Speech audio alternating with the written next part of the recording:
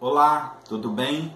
Nós estamos iniciando mais uma semana da nossa série Jesus e Eu em Casa. O início da terceira semana desse período de quarentena, de isolamento social. E o meu desejo e oração é para que Deus te fortifique aí dentro do seu lar. Essa semana é especial, a Semana Santa. Ontem, com o Domingo de Ramos, iniciamos as festividades, a celebração da Páscoa, do período em que Jesus foi morto e ressuscitou por amor a nós. Essa semana será diferente. A maior parte das igrejas celebrarão os seus cultos e atividades de maneira online. E eu espero que você seja abençoado aqui nessa semana nas nossas reflexões. Eu meditarei com vocês essa semana sobre esse tema, o Evangelho de Jesus Cristo. O Evangelho de Jesus Cristo, há alguns anos atrás, fui apresentado a este livro, O que fizeram do Evangelho, deste autor David Nicholas, um pastor que estava percebendo que faltava a mensagem do Evangelho em muitas das pregações de nossas igrejas. Nós, muitas vezes, nos deparamos com uma parte do Evangelho, as boas notícias. Jesus veio e se entregou e nos libertou, e hoje nós somos livres. Mas o Evangelho, conforme David Nicholas nos apresenta neste livro, ele deve ser apresentado de uma maneira completa.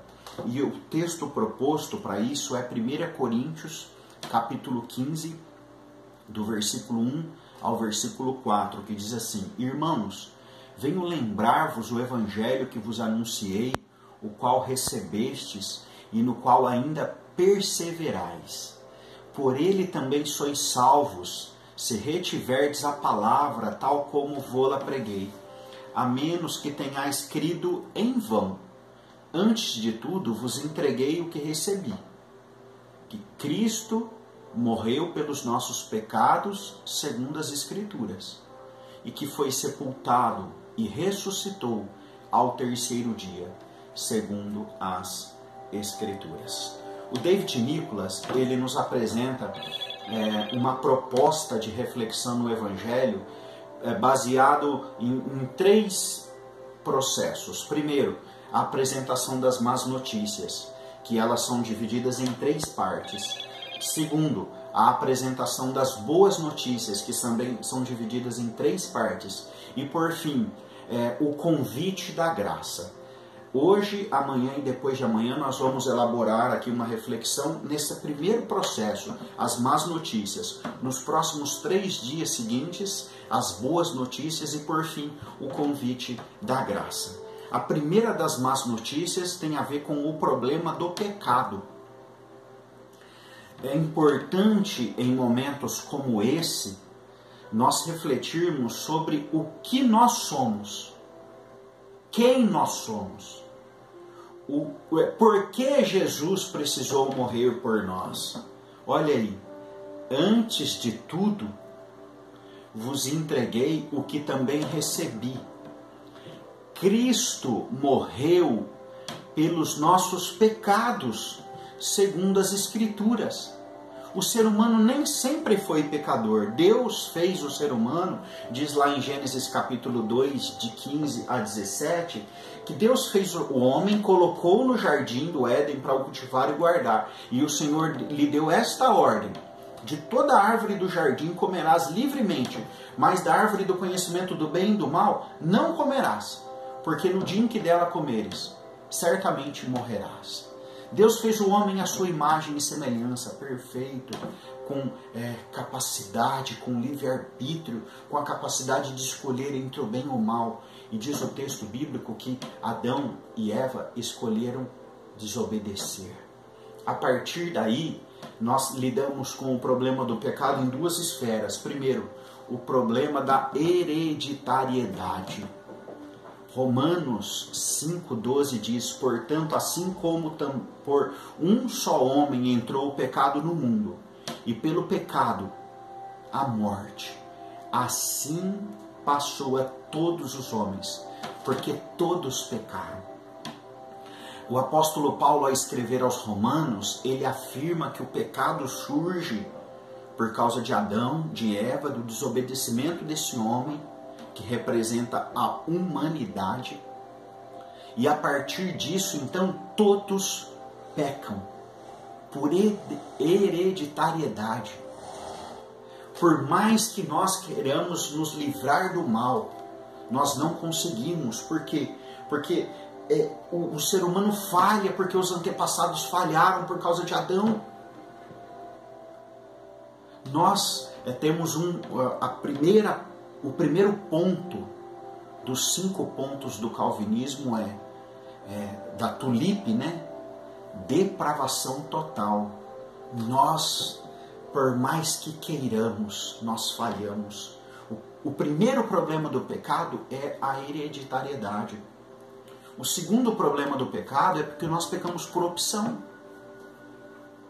Romanos 3, de 10 a 12, diz assim, como está escrito: não há justo, nenhum sequer. Não há quem entenda, não há quem busque a Deus. Todos se extraviaram, a uma se fizeram inúteis. Não há quem faça o bem, não há nem um sequer. Por mais que eu deseje, por mais que você deseje, nós somos limitados porque nós decidimos o tempo todo nos desviar.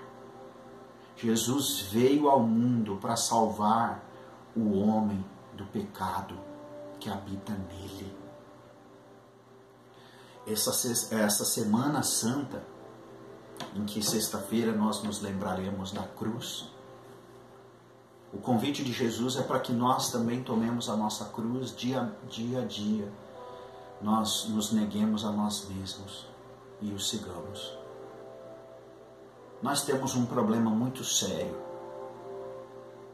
A Semana Santa ela é importante para que nós tenhamos a consciência de quem nós somos. A consciência da gravidade do pecado.